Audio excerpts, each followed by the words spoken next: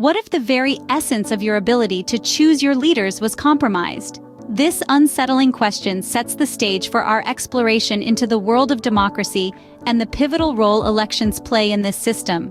Democracy, the government of the people, by the people, and for the people, hinges on the principle that individuals have the power to elect their leaders. Elections, therefore, are not just events. They are the lifeblood of democratic societies. They are the means through which power is peacefully transferred, and they provide the platform for citizens to express their will. But what happens when this process is tampered with? When the sanctity of the ballot box is violated? The consequences can be dire, shaking the foundations of our societies and undermining trust in our institutions. Consider this: what if your vote didn't count as it should? Interference in elections isn't a new phenomenon. It has been around since the dawn of democracy.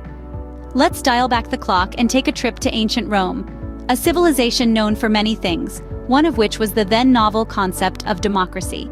But even in those early days, the purity of the voting process was often compromised. The practice of vote buying was rampant among the elite. Wealthy Romans would generously gift their fellow citizens with food, entertainment, or even cold, hard coinage to sway their vote. This tactic, known as ambitus, was an early instance of election interference. Fast forward to medieval Europe, where interference took on a more sinister form. The manipulation of voting systems was common. Monarchs and those in power would often control the electoral process by selectively choosing who could vote, skewing the results in their favor. This wasn't just a matter of rich versus poor, it was a deliberate distortion of the democratic process. In the late 17th century, England saw the rise of rotten boroughs. These were parliamentary constituencies with very few voters, often controlled by a single landowner who could dictate the outcome of the election. These rotten boroughs were a blatant case of election interference, and it took the Great Reform Act of 1832 to finally eliminate them. Moving across the Atlantic, we find the United States grappling with its own challenges.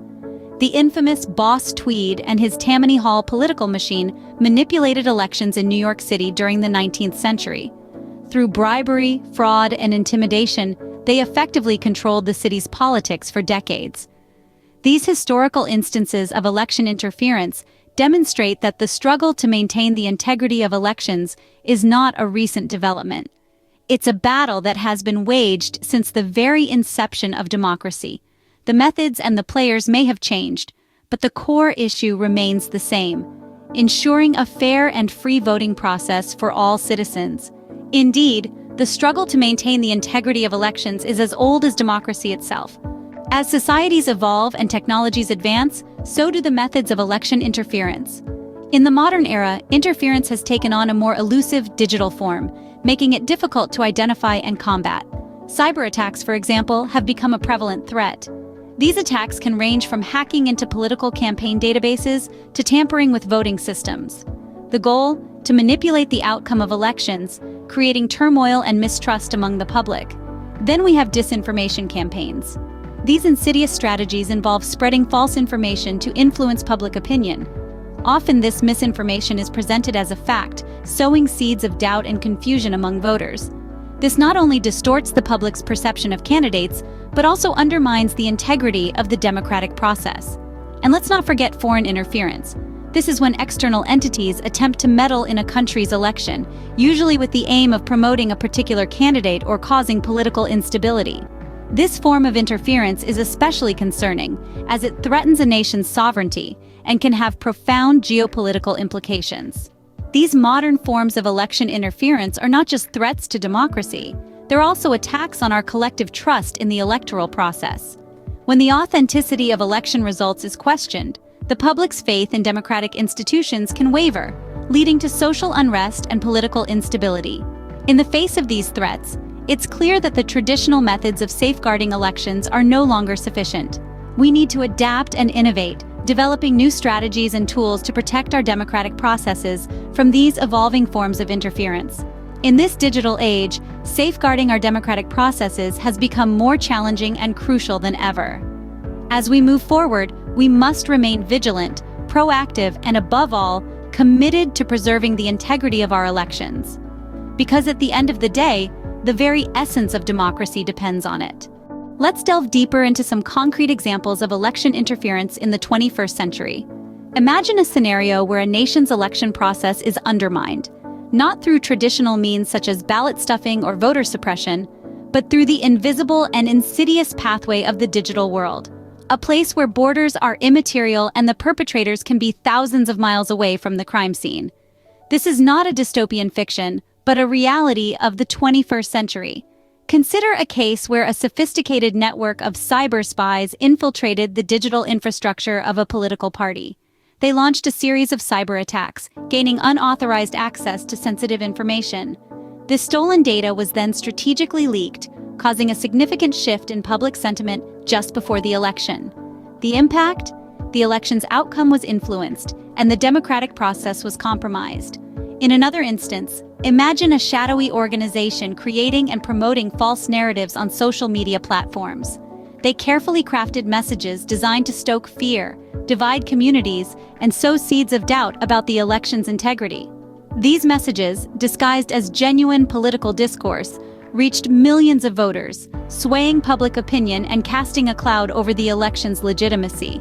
Now picture a scenario where foreign powers manipulated the election process not through direct interference, but by exploiting existing societal divisions.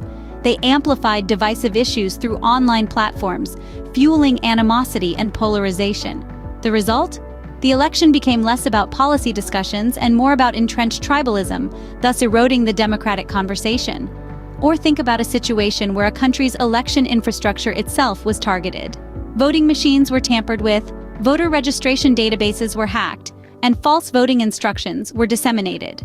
These actions created chaos, instilled doubt in the election's results, and ultimately undermined the citizens' trust in their democratic process. These examples might seem disparate, but they share a common thread. They all represent a new form of election interference in the 21st century, one that leverages the power of technology, exploits the openness of democratic societies, and capitalizes on the vulnerabilities of our interconnected world. These instances of interference are not merely attacks on individual elections, but assaults on democracy itself.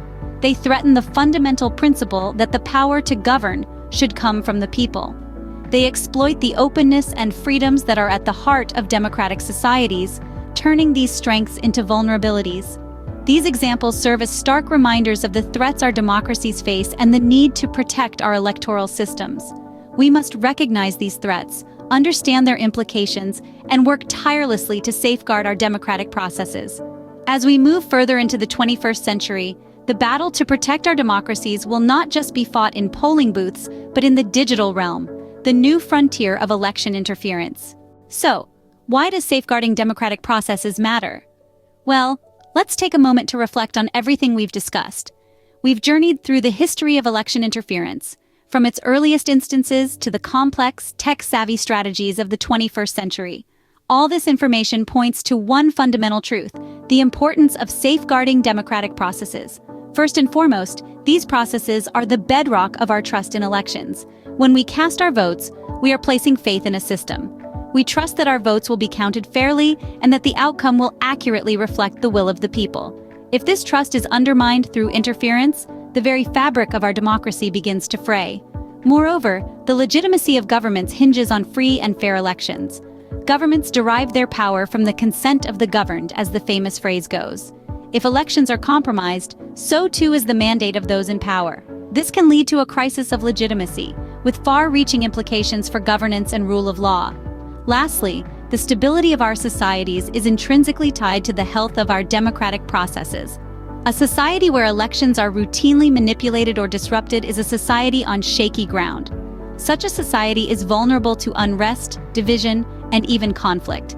Safeguarding democratic processes is, therefore, a matter of societal well-being.